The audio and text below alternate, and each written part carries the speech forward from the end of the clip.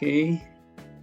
Nah, jadi sejauh mana tingkat digitalisasi itu artinya adalah sejauh mana perdagangan telah ditransformasikan ya, dari fisik kepada digital. Apakah itu produknya atau jasanya, dan juga intermediarinya ya, intermediari. Jadi apakah sudah full berbasis internet atau masih setengah-setengah atau belum berbasis internet sama sekali. Nah, berarti itu di tingkat digitalisasi gitu. Nah, ini bisa dibedakan ya.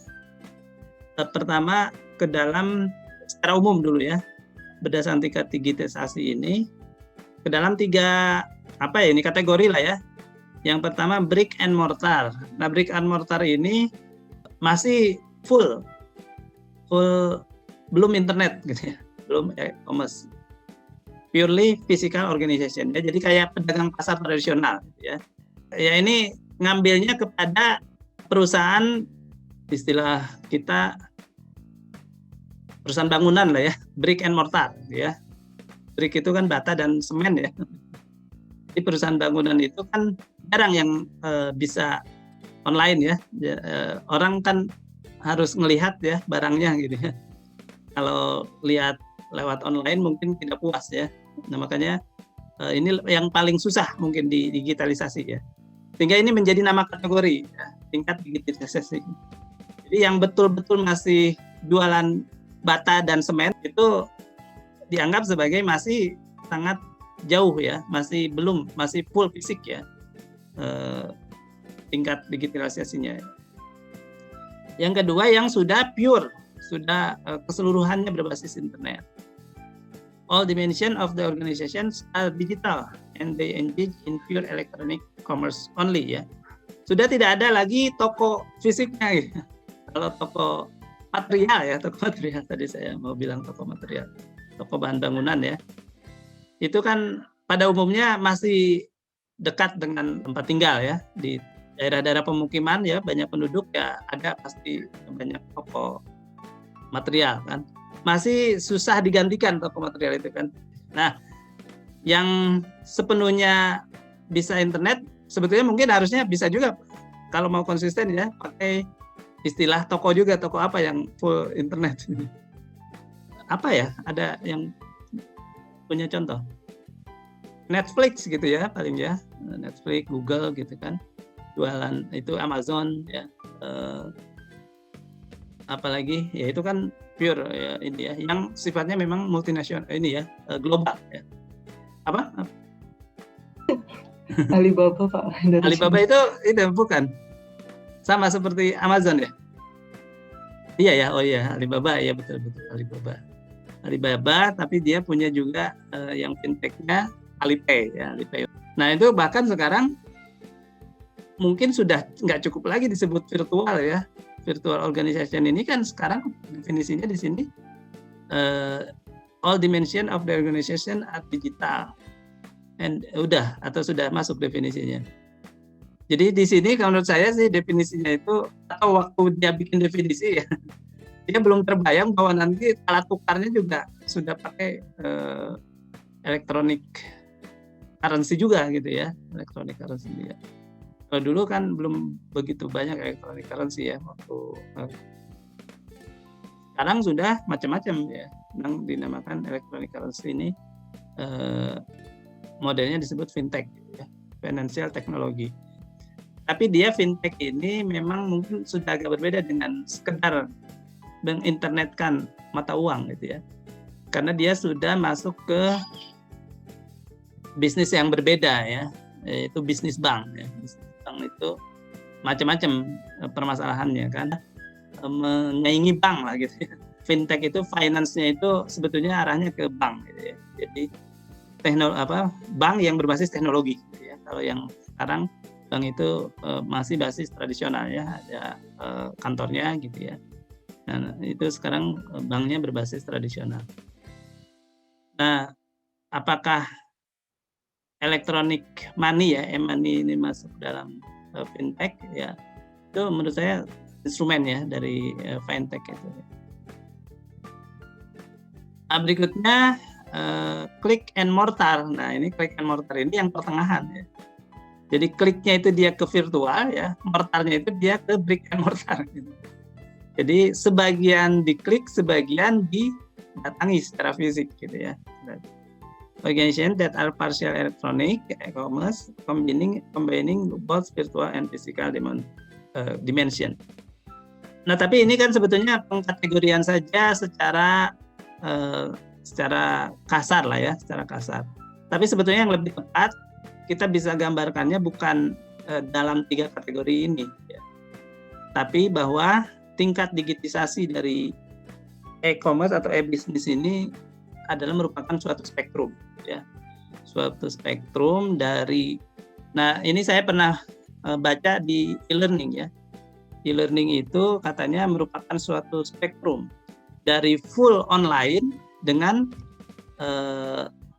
full not online gitu ya. Jadi kita ini belum full online juga ya. Kenapa? Karena pas ujian kita harus ngerjain offline, ngerjain offline kemudian dikirim file ya. Nah itu berarti ada teman-teman harus ngerjain di kertas, kemudian saya juga harus ngoreksi scanan ya kertas gitu. Ya sudah masih campur gitu ya. Jadi kalau mau di persentase online-nya kita itu baru misalnya ya 80% atau 75% gitu ya. Kalau ujiannya sudah pakai Schoology, teman-teman akses langsung ke soal di elektronik gitu. Saya sudah usulkan sebetulnya ujian, bikinlah LMS kita sebetulnya harusnya sudah bisa. Atau kalau belum bisa ya udah pakai Schoology. Kayaknya itu Schoology ini kan gratisan ya. Sebetulnya dia disiapkan untuk mahasiswa ini ya, pelajar SD sampai SMA di Amerika Serikat itu yang punya itu. Saya pernah, karena saya banyak menggunakan gitu ya, pernah dikirimi penawaran, Bapak kami akan jelaskan katanya terkait Schoology supaya bisa memperoleh manfaat yang lebih besar. Saya udah hubungi BAK itu, mari kita dengarkan tuh penjelasan dari Schoology. Saya secara khusus diundang karena saya banyak pakai barangkali.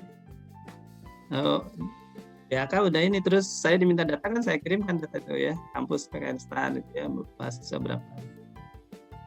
Terus langsung dijawab dari sana, padahal udah diagendakan dari sana kan udah ngasih jadwal bisa itu. Saya udah milih. Pak katanya, kami ini bukan untuk kampus, tapi untuk dasar menengah gitu ya, untuk dasar dan menengah.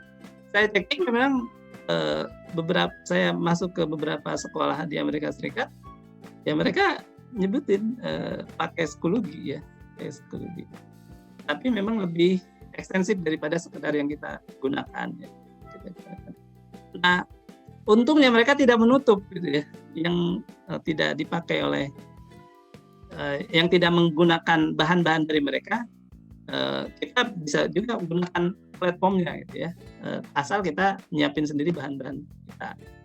Nah mereka tadinya menganggap saya ini juga guru sekolah gitu ya, karena pakai Schoology dan barangkali mau menggunakan bahan-bahan yang sudah ada di mereka untuk sekolah kita gitu ya, sekolah saya. Nah tapi ternyata beda gitu ya. Tapi untungnya tidak dilarang juga, karena ini kalau sudah masuk internet ya, aplikasi seperti ini kan, apalagi kalau sudah servernya gede-gedean ya, menurut saya kan untuk Amerika Serikat pasti server mereka besar gitu ya. Saya pakai itu hanya mungkin 1% saja gitu ya, membebani, menambah beban tambahan server mereka gitu ya, lalu masalah gitu ya. Jadi mereka buka itu bukan tanpa alasan gitu ya, karena buka secara terbuka ya. Karena pertama memperkenalkan platform mereka, Schoology ya, aplikasi mereka. Yang kedua ya tidak membebani mereka juga gitu ya. Dan ketiga mungkin ke depan bisa juga jadi partner mereka kan, jadi investasi. Saya paham Schoology gitu ya. Nah seperti sekarang saya menjelaskan tentang Schoology ke teman-teman ya. Jadi mempromosikan juga kan secara tidak sengaja. Nah, kembali lagi ke sini tadi kan saya ceritanya online learning pun dia spektrum disebutnya ya. Dari fully klasikal ya. Kalau di online learning itu sepenuhnya masih klasis, berbasis kelas. Berbasis kelas itu saya nggak tahu betul nggak istilahnya klasikal, bukan. Karena klasikal itu klasik ya, bukan berbasis kelas. Kalau fully berbasis kelas itu apa ya? Kelas base ya, kelas based learning ya, berbasis kelas, bukan klasikal. Kalau klasikal berbasis klasik ya, kayak musik klasik jadi. Jadi class based learning full ya, dan online learning ya, full online. Di tengah-tengahnya ada yang seperti kita ini ya 80% ya, ada mungkin yang 30% ya. Dia hanya upload bahan kuliah saja gitu ya. Mahasiswa ambil dari sana. Atau hanya dikasih link YouTube gitu ya, mahasiswa melihat dari YouTube. Tapi belum ada komunikasi segala sesuatu di sana. Kita mungkin masih 75% aja. Nah, cuma memang ukuran berapa persennya itu nggak jelas juga ya. Yang disebut dia spektrum ya, dari fully class based menjadi fully online based, itu juga teori.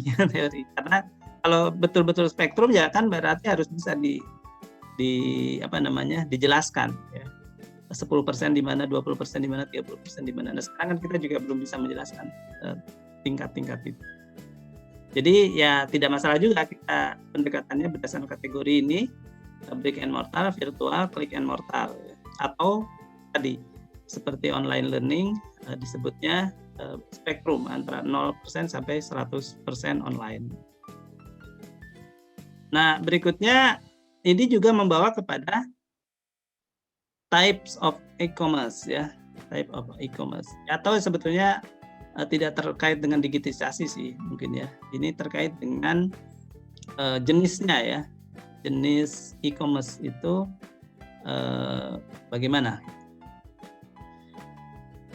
Sebetulnya atau apa ya, istilah e-commerce itu kan sebetulnya tadi disebut e-commerce itu salah satu saja kan. Tapi kita mungkin belum memperoleh istilah lain yang untuk menjadi payung ya untuk semua ini. Apa e-bisnis? E-bisnis itu kepentingan bisnis itu tidak sebesar ya kepentingan commerce kan. E-government apalagi, e-government kan spesifik. Jadi tidak ada istilahnya untuk menggabungkan semua ini ya. Nah, istilahnya jadinya yang dipakai untuk menggabungkan adalah yang paling terkena. Jadi e-commerce ini yang paling terkena ya. Perdagangan berbasis elektronik. Jenis-jenisnya apa saja gitu ya. Jenis-jenisnya adalah business to consumer, business to business. Nah, ini mungkin e-commerce yang benar-benar ini yang sampai ke bisnis consumer to consumer 1 2 3 aja, ini yang e-commerce beneran kali ya. E-commerce beneran. Nah, yang business to employee ini kan bukan e-commerce, ya sudah e-business tadi kan kalau lihat ini ya. Lihat istilahnya ya, dari definisi istilah. Nah, e-government apalagi kan sudah bukan e-commerce, tapi dimasukkan sebagai jenis dari e-commerce. Nah, tadi saya sampaikan ya, mengapa disebut jenis dari e-commerce, karena kita kesulitan mencari istilah yang bisa memayungi semua jenis sebuah jenis aktivitas kemasyarakatan berbasis elektronik, berbasis internet. Nah, itu kemasyarakatan tidak jelas, tapi mungkin bisa menjelaskan bahwa ya memang kita kesulitan mencari istilah daripada menggunakan aktivitas kemasyarakatan. Nah, ini mending e-commerce saja ya, e-commerce. Nah, itu ada berapa ini? 1 2 3 4 5 6 7 8 ya, 8 jenis ya. 8 jenis. Jadi business to consumers artinya bisnis berjualan kepada konsumer mereka gitu ya melalui online. Business to business, jadi bisnis berhubungan dengan bisnis yang lain ya, melalui online ya. Both the seller and the buyers are business organization ya. Jadi commerce-nya masih dipakai di sini ya.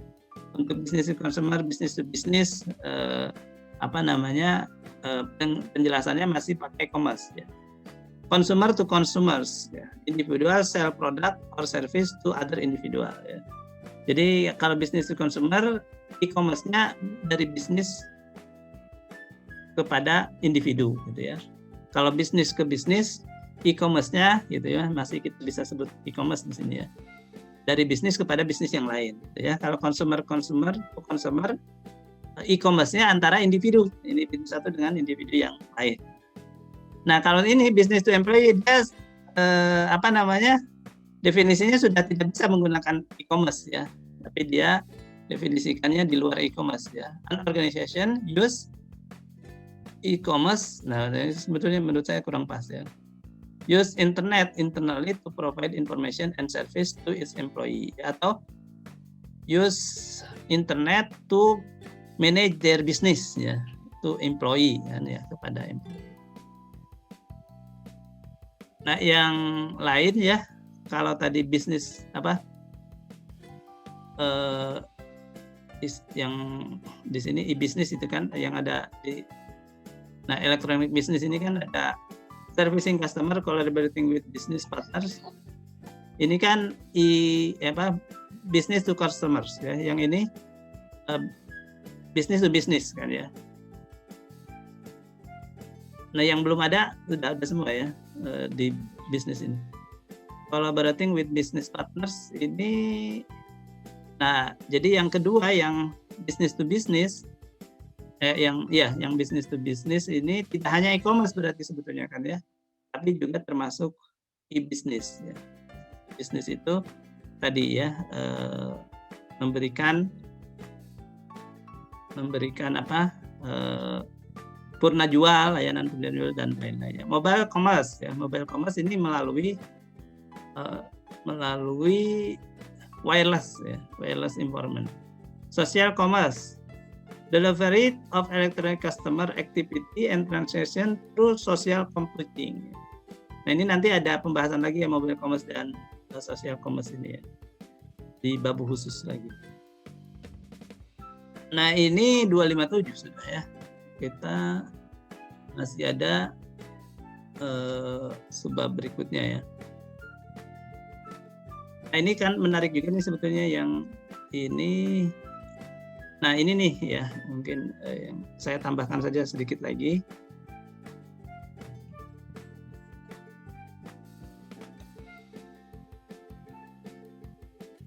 Jadi ini tuh bagian dari, nah, business to customer, business to business ya, atau e-commerce secara keseluruhan pada dasarnya menggunakan mekanisme ini ya, ada 5: electronic catalog, electronic action, electronic storefronts, e-malls, dan e-marketplaces. Auction apa? Yang auction itu kompetitif, yang ini ya, lelang tahu lah ya. Price are determined dynamically by competitive bidding ya. Jadi di adu ya antara yang siap membeli berapa, siap membeli berapa gitu ya, yang paling baik itu yang menang gitu ya. Nah, kemudian forward auctions. Ini penjelasan untuk auction yang electronic auction berarti ya, kira-kira ya. 3 jenis, ada auction, forward auction, reverse auction ya. Kalau forward auction, sellers solicit bids from many potential buyers and prices tend to increase over time. Ini naik ya harganya. Kalau reverse, usually an organization want to purchase a product or a service, post a request for quotation RFQ on its website or on third party site ya. Price tend to decrease over time. Jadi ini sebaliknya ya. Jadi kita mencari inilah semacam supplier. Kalau nyari supplier kan yang harga terendah ya, yang ada yang mengajukan quotation ya, saya siap berapa, itu kan semakin rendah yang nanti yang menang.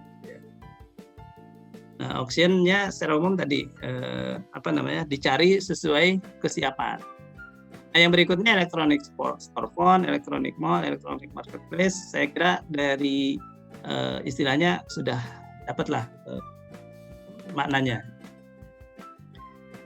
Nah, kemudian pembayarannya gitu ya, bisa pakai electronic check, electronic cards, dan bitcoins. Bahkan ada bitcoin nih ya. Nah, electronic check similar to regular paper check. Electronic card variety dari electronic check ya, electronic card. Nah, ada macam-macam ini ya. Kemudian bitcoin. Nah, yang mungkin perlu pembahasan khusus ini ya. Jadi credit card itu bagaimana bekerjanya ya. Nah, ini pertama customer contohnya ke Amazon ya, dia book dari Amazon, kemudian Amazon cek ke clearing house ya, kemudian dari clearing house cek ke bank ya, benar enggak ini dari yang punya si customer ya, bank mengkonfirmasi ya, kemudian si merchant dapat hasil konfirmasi tersebut, nah baru merchant oke kan ke customer. Nah, clearing house nanti mengajukan membayar kan ke merchant-nya bank ya, banknya si merchant ya.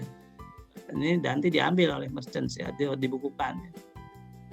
Nah, kemudian di saat yang sama nanti juga dia menyampaikan ke customer. Nah, jadi dengan elektronik ini sebetulnya sama aja lah ya, gampang gitu ya, kredit card ini. Kalau dulu kan hanya kredit card saja ya, itu ya hampir sama saja sekarang ya, cuma medianya sekarang sudah berbasis internet semua dan lebih cepat barangkali ya. Jadi memungkinkan pembayaran tidak harus kita datang ya ke temu ya dengan si penjual. Ini contoh-contoh yang lain.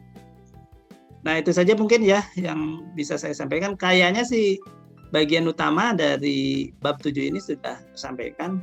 Silakan ada pertanyaan? Karena sudah 3:02, monggo nanti di untuk kuisnya. Kuisnya mau tidak harus Zoom lah kali ya. Nanti langsung saja sendiri. Nanti saya aba-aba aja di WA ya. Ya, demikian barangkali ya, kita cukupkan sampai di sini.